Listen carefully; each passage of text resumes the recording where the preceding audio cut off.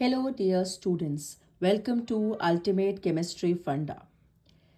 आज मैं स्टार्ट करने वाली हूँ मोल कंसेप्ट, जो आई थिंक आपको थोड़ा डिफिकल्ट लगता होगा, बट ये चैप्टर बहुत सिंपल है एंड यहाँ पर सिर्फ एक ट्रिक और स्मार्ट वर्क ही काम आएगा. So let's begin with the most important chapter and important topics of mole concept. So सबसे पहले मैं स्टार्ट करने वाली हूँ with Gay-Lussac's law of combining volumes. यहाँ पर सबसे पहले आपके पास आता है लॉ, जो कि ये कहता है कि आपके पास जो भी गैसेस होंगी, जब भी वो कंबाइन करती हैं, वो हमेशा एक सिंपल रेशियो में ही कंबाइन करती हैं. यहाँ पर आप ध्यान रखिएगा, जो भी आपके टेम्परेचर एंड प्रेशर कंडीशंस होंगी वो सेम रहती है फॉर दिस वॉल्यूम. जब हम बात करें इस एग्जाम्पल की, तो आप देखिए यहाँ पर आप देख रहे हैं कि आपका अमोनिया का फॉर्मेशन हो रहा है. आपके पास है नाइट्रोजन, हाइड्रोजन एंड आपके पास बन रहा है अमोनिया. तो यहाँ पर जो आप रेशियो ऑब्जर्व कर रहे हैं वो है आपका बहुत ही सिंपलेस्ट रेशियो. ठीक है, जैसे कि आपका 1:3:2 सबसे सिंपल रेशियो में ये गैसेस आपकी कंबाइन कर रही है. सो 1:3:2.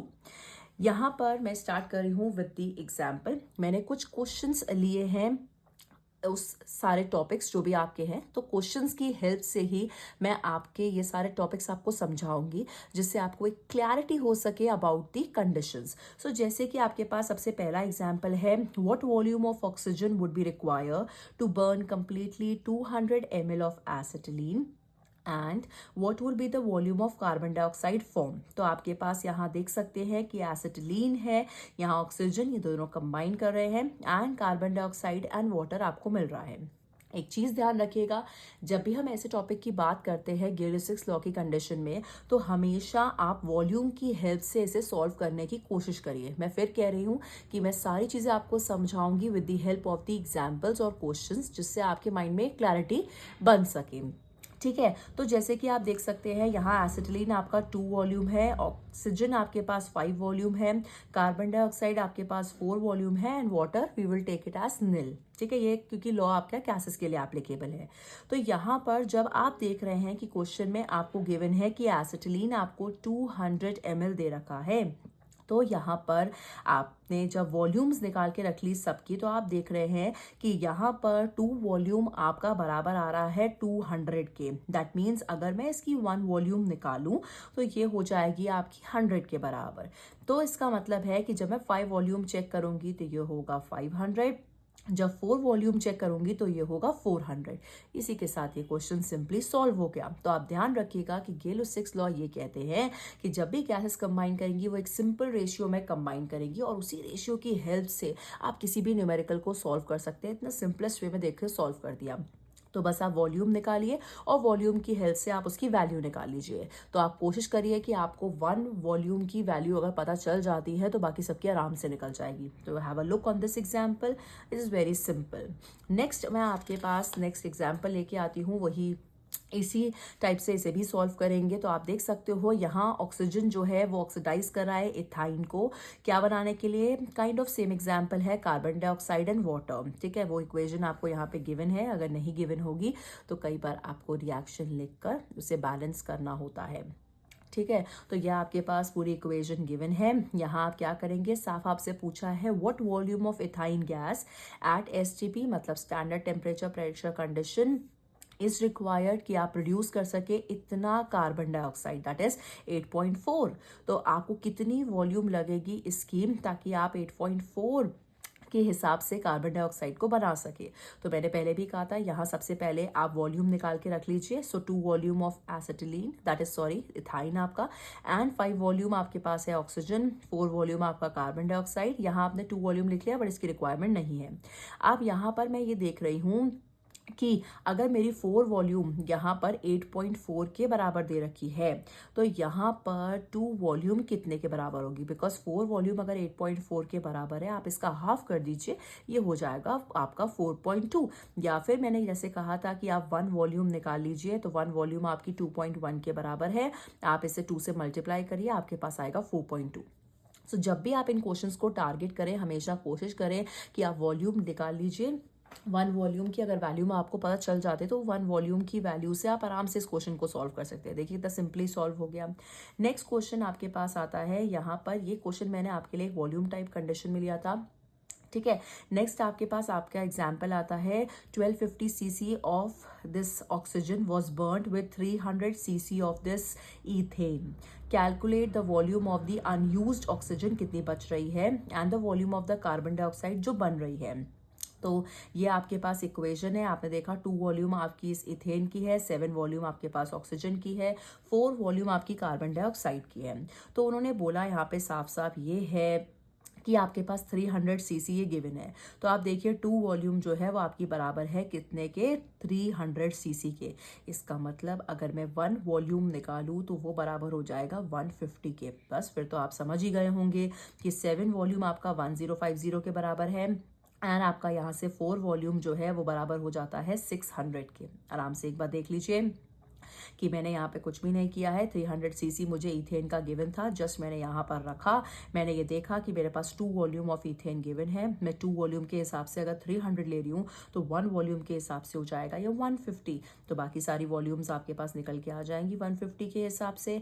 अब आपको पता है कि यहाँ पर 1250 cc ऑफ ऑक्सीजन आपको गिवन थी जो बर्न हो रही है इसके साथ। तो हमें अनयूज्ड की वैल्यू कैलकुलेट करनी है, तो हम क्या करेंगे, इस 1250 cc में से 1050 को माइनस कर देंगे तो मेरे पास आ जाएगा 200 cc।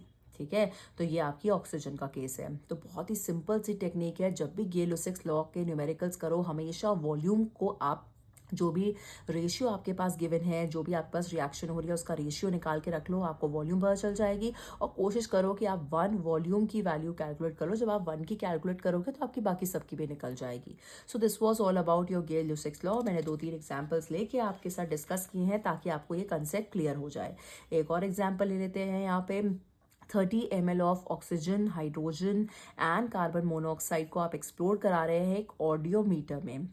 ठीक है, अब इसमें क्या हुआ, अगर गैसेस को कूल कर रहे हैं रूम टेम्परेचर पे तो what will be the volume and composition of the gases. तो यहाँ पे आपके पास है हाइड्रोजन ऑक्सीजन, साथ में आपका कार्बन मोनोऑक्साइड और ऑक्सीजन। तो ये मैंने लिया है 2:1 के वॉल्यूम में। आपको पता है जब आप रिएक्शन लिखेंगे वाटर बनाने के लिए तो रिएक्शन ऐसे ही लिखी जाती है। ठीक है, तो यहाँ पर आप देख सकते हैं 2:1। अब अगर आपका 30 ml ईच लिया हुआ है, ऑक्सीजन, हाइड्रोजन, कार्बन डाइऑक्साइड मिला के लिया हुआ है, तो यहाँ पर अगर 32 की वैल्यू अगर 30 के बराबर है तो यहाँ पे 1 की वैल्यू कितने के बराबर हो जाएगी, 15 के। सेम कंडीशन यहाँ पर है, 2 की वैल्यू 30 के बराबर है, 1 की वैल्यू हो जाएगी 15 के बराबर। ठीक है, तो आपसे पूछा हुआ है कि पूरी वॉल्यूम एंड कॉम्पोजिशन बताओ गैसेस का, तो ये कार्बन डाइऑक्साइड बच जाता है। तो आपको पता है 2 की वैल्यू कितने के बराबर है, 30। तो 2 की वैल्यू 30 के बराबर है, 1 की वैल्यू 50 के बराबर है। तो आप ध्यान रखिए हमेशा वॉल्यूम से काम करेंगे।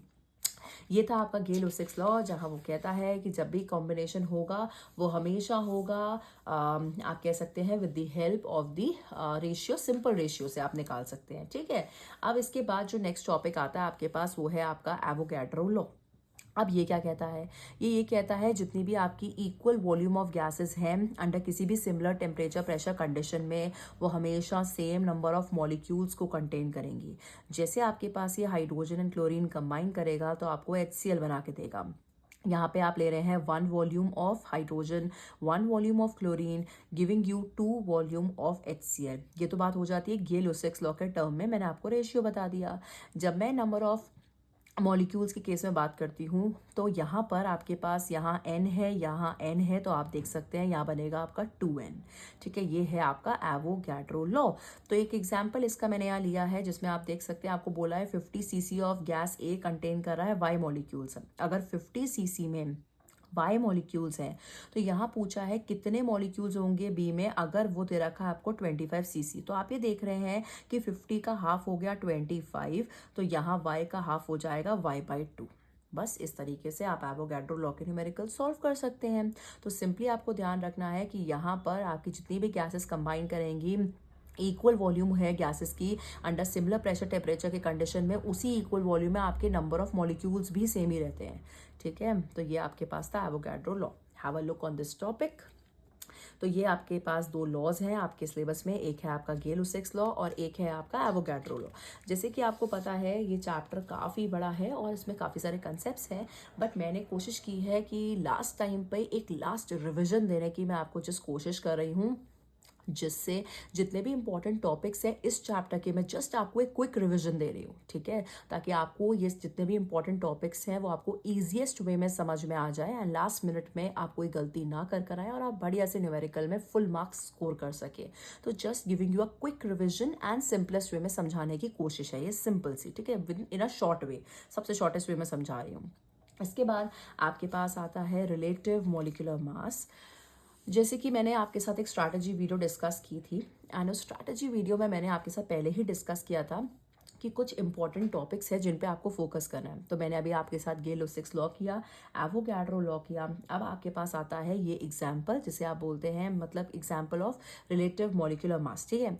अब इस रिलेटिव मॉलिक्यूलर मास में आखिर क्या करना होता है, ये इंपॉर्टेंट क्यों है, क्योंकि कई बार आपको परसेंटेज कॉम्पोजिशन निकालने के लिए आएगा।